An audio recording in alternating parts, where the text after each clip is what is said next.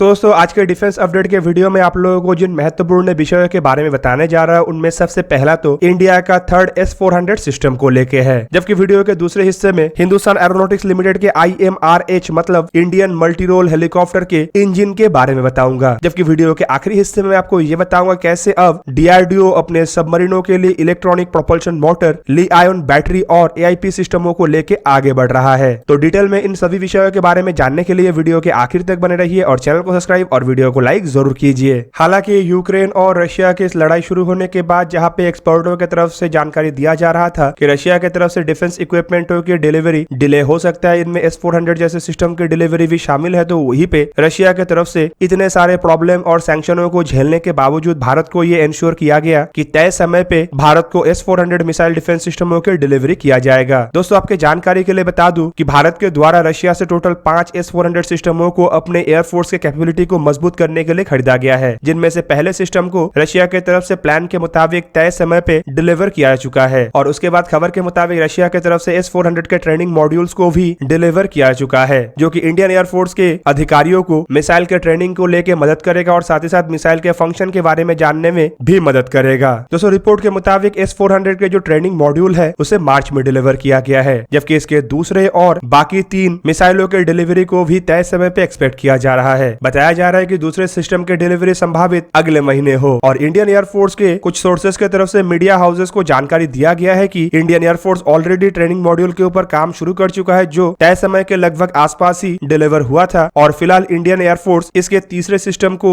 लेके तैयारी कर रहा है, जो संभावित ईस्टर्न फ्रंट में डिप्लॉय हो, जबकि इसका पहला सिस्टम को नॉर्दर्न फ्रंट में डिप्लॉय किया गया है। हालांकि दोस्तों खबरों में यह भी बताया जा रहा है कि अंदरूनी रूप में गवर्नमेंट के अंदर एडिशनल S-400 को लेके भी चर्चा हो रहा है और अगर दोस्तों ये पॉसिबल हुआ तो शायद भारत S-500 के तरफ भी आगे बढ़ सकता है। दोस्तों S-500 असल में S-400 के मुकाबले में और अधिक रेंज और अधिक ताकतवर वाला एयर डिफेंस सिस्टम है। S-400 जहां पे 400 किलोमीटर रेंज में ऑपरेट होता है, तो वहीं पे S-500 को लेकर दावा ये है कि ये 600 से 650 किलोमीटर रेंज के अंदर ऑपरेट हो सकता है, इवन एंटी सैटेलाइट मिसाइल के रूप में भी इस्तेमाल हो सकता है। जबकि दूसरी तरफ आप सबको ये भी पता होगा कि भारत आत्मनिर्भर भारत मतलब सेल्फ रिलायंस इंडिया के तहत भी आगे बढ़ रहा है, जिनमें विदेशी इक्विपमेंटों के मुकाबले में स्वदेशी इक्विपमेंटों को अधिक तरजीह दिया जा रहा है। भारत अपना खुद के multi layer ballistic missile defence shield का भी निर्माण कर रहा है, जिसके अंतर्गत कई तरीके के ऐसे मिसाइल है जिसे एकत्रित करने पे S-500 जैसे मिसाइलों के आवश्यकताओं को भी पूरा किया जा सके। पर साथ ही साथ S-500 या एडिशनल S-400 को लेके चर्चा हो रहा है, तो शायद भारत आने वाले समय में एक रिपीट ऑर्डर के तहत लिमिटेड संख्या में कुछ एडिशनल सिस्टमों को या फिर नया सिस्टमों को परचेस कर सकता है। जबकि दोस्तों ये सोच विचार के ऊपर कदगन लगाने के लिए फिलहाल के इंटरनेशनल सिचुएशन काफी है। आप सबको पता ही होगा कि यूक्रेन के ऊपर लड़ाई के कारण रशिया के ऊपर कई तरीके के प्रतिबंध लगा है और भारत फिलहाल वेस्टर्न देशों के साथ भी मजबूत संपर्क रख रहा है, जिस वजह से भारत के ऊपर भी एक तरीके का दबाव है। हालांकि भारत के द्वारा अब तक अमेरिका या अमेरिकी एलाई देशों के कोई भी दबाव सहन नहीं किया गया और अपने हित के साथ को ही काम को आगे बढ़ाया गया। पर यूक्रेन और रशिया की ये लड़ाई आवश्यक रूप में कुछ और ना हो, लेकिन एडिशनल डिफेंस इक्विपमेंटों के खरीदारी के ऊपर असर डाल सकता है। दोस्तों चलिए वीडियो का दूसरा हिस्सा मतलब IMRH मतलब इंडियन मल्टी रोल हेलीकॉप्टर के इंजन के बारे में जानते हैं। दोस्तों आप सबको पता ही होगा कि हिंदुस्तान एरोनॉटिक्स लिमिटेड की तरफ से कई तरीके के सक्सेसफुल हेलीकॉप्टर जैसे कि एडवांस लाइट हेलीकॉप्टर ध्रुव और उसके armed version Rudra, light utility helicopter और लाइट कॉम्बैट हेलीकॉप्टर के निर्माण के बाद मध्यम और भारी वजन के हेलीकॉप्टर मतलब IMRH इनिशिएटिव को आगे बढ़ाया जा रहा है, जो कि इंडियन मल्टी रोल हेलीकॉप्टर के नाम से पहचाना जाता है, जो कि एक 13 टन के हेलीकॉप्टर होगा। बेसिकली दोस्तों ये 2 इंजन वाला ऐसा हेलीकॉप्टर होगा जो भारत के कई तरीके के आवश्यकताओं को पूरा करने के साथ साथ MI-17 जैसे हेलीकॉप्टरों को भी रिप्लेस कर सकेगा और बताया जा रहा है कि इसे लेके भारत के द्वारा एक इंटरनेशनल बिड को भी जारी किया गया है, जिसके अंतर्गत भारत 2720 हॉर्स पावर के इंजनों को ये 2 इंजन कॉन्फ़िगरेशन वाले हेलीकॉप्टरों के लिए चाहता है। रिपोर्ट के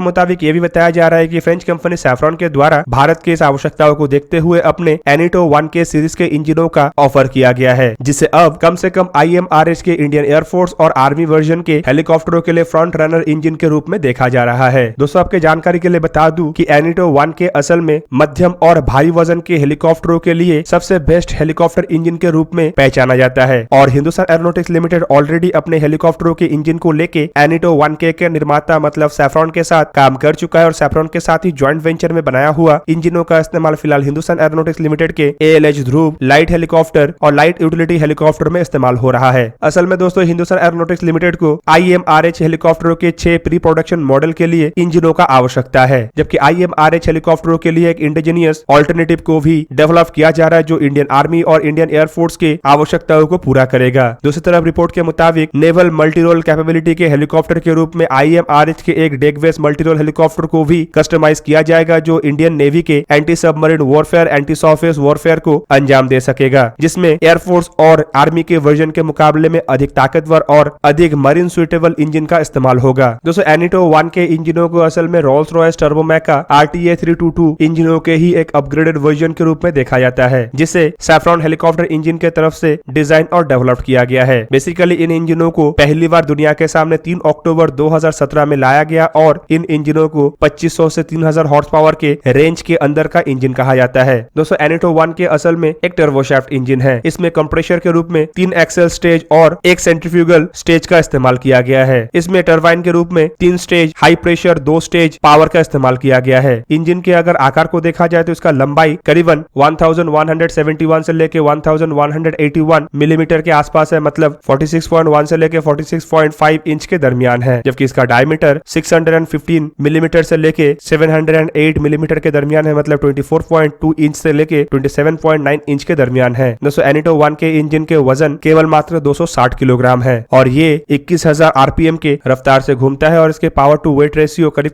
4.1 किलोवाट पर केजी है। दोस्तों अब चलिए वीडियो का आखिरी अपडेट, मतलब DRDO की तरफ से अपने सबमरीनों के लिए बनाए जाने वाले electronic propulsion motor, lithium ion battery और AIP सिस्टम के बारे में जानते हैं। दोस्तों रिपोर्ट में बताया जा रहा है कि DRDO की तरफ से इंडियन नेवी के सामने एक किलो क्लास सबमरीनों को ट्रांसफर करने का एक रिक्वेस्ट रखा गया है ताकि इसका इस्तेमाल DRDO की तरफ से निर्माण किए जाने वाले नेक्स्ट जनरेशन के टेक्नोलॉजीज और कंपोनेंटों के डेवलपमेंट पर्पज में हो। इवन इसे एक रिसर्च वेसल के रूप में भी DRDO इस्तेमाल करना चाहता है ताकि अपने 12 इंडिजीनियस सबमरीन प्रोग्राम को आगे बढ़ाया जा सके। रिपोर्ट में बताया जा रहा है कि DRDO 12 इंडिजीनियस सबमरीनों को साल 2030 से कंस्ट्रक्ट करना शुरू करना चाहता है ताकि इंडियन नेवी के सबमरीनों के आवश्यकताओं को पूरा किया जा सके। रिपोर्ट में यह भी बताया जा रहा है कि DRDO इंडियन नेवी से एक किलो क्लास के सबमरीन को इसीलिए चाहता है ताकि इसका इस्तेमाल ड्राई डॉक में लिथियम आयन बैटरी के प्रोटोटाइप और बैटल मैनेजमेंट सिस्टम को जांचने के लिए किया जा सके ताकि ड्राई डॉक में इसके एनर्जी आउटपुट और वेरियस डिस्चार्जेस को जांचा जा सके। दोस्तों DRDO की तरफ से इससे पहले भी इंडियन नेवी के सामने एक किलो क्लास सबमरीन का ट्रांसफर का रिक्वेस्ट रखा गया था ताकि DRDO के द्वारा डेवलप किए जाने वाले एयर इंडिपेंडेंट प्रोपल्शन सिस्टम जो कि phosphoric acid fuel cell base है उसके टेस्ट के लिए किया जा सके। ऑलरेडी इस एयर इंडिपेंडेंट प्रोपल्शन सिस्टम को DRDO के द्वारा जमीन में टेस्ट किया जा चुका है, पर अब माना जा रहा है कि DRDO अगर किलो क्लास सबमरीन को हासिल करता है तो इसे एक रिसर्च वेसल के तहत इस्तेमाल किया जाएगा जो केवल मात्र एयर इंडिपेंडेंट प्रोपल्शन सिस्टमों के ही टेस्ट के लिए नहीं बल्कि लगभग DRDO की तरफ से डेवलप किए जाने वाले हर एक सबमरीन टेक्नोलॉजी के टेस्ट के लिए किया जाएगा। और दोस्तों साथ ही साथ माना जा रहा है कि AIP सिस्टम और लिथियम आयन बैटरी के बाद इस लिस्ट में नाम DRDO की तरफ से ही डेवलप किए जाने वाले 5 मेगावाट इलेक्ट्रिक प्रोपल्शन मोटर का हो सकता है। दोस्तों रिपोर्ट में यह भी बताया जा रहा है कि अगर इस प्लान को आगे बढ़ाया जाता है तो रिसर्च वेसल में इंडियन नेवी के क्रू का भी इस्तेमाल होगा और ज्यादातर टेस्ट और वैलिडेशन का काम ड्राई डॉक में ही किया जाएगा। इवन अगर पानी में उतार के भी टेस्ट को अंजाम दिया जाता है तो ज्यादातर छिछले पानी में और पोर्ट के नजदीक ही इस तरीके के रिसर्च के काम को अंजाम दिया जाएगा ताकि किसी भी तरीके के एक्सीडेंट या अनहोनी को रोका जा सके। अगर अनहोनी होता है तो उससे क्रू को सेफ रखा जा सके। कुल मिला के किलो क्लास के एक सबमरीन इंडियन नेवी के बेड़े से DRDO के बेड़े में जाने पे इंडियन नेवी का स्ट्रेंथ घट सकता है, लेकिन दोस्तों इससे भविष्य में इंडियन नेवी के स्ट्रेंथ को इंडिजीनियस तरीके से मजबूत करने का एक सुनहरा ऑप्शन भी तैयार होगा। तो दोस्तों ये था आज का वीडियो। अगर आपको वीडियो अच्छा लगा तो लाइक कीजिए और मेरे चैनल को सब्सक्राइब कीजिए और साथ में बना हुआ बेल आइकन को भी प्रेस कर दीजिए ताकि आप मेरा वीडियो देख पाए सबसे पहले। जय हिंद।